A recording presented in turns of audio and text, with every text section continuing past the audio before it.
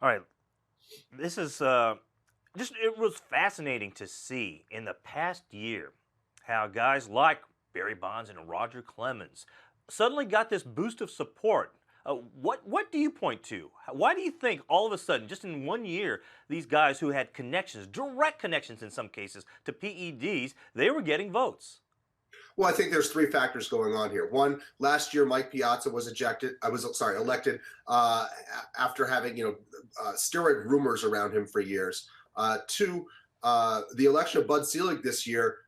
You've got the commissioner of the era who presided over the era, who's got some black marks against his name because he waited so long to try to implement a steroid policy and was also involved in the collusion in the late 80s in the sport.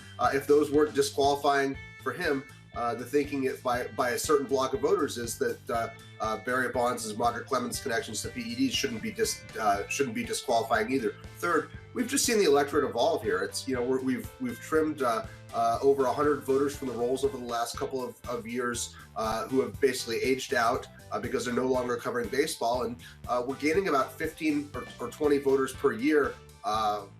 Who are coming into this, who finally got their 10 years, and they're almost unanimously voting for Bonds and Clemens. So those two things are helping to push their percentages upward. Are you a voter, Jay? Not yet. I still have 4 more years myself.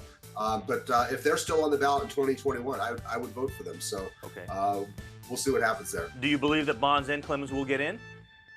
Yes, I think eventually they'll get in. I think it's still going to be a slow climb. They're both around 55% right now, meaning they still have to gain about 20 percentage points.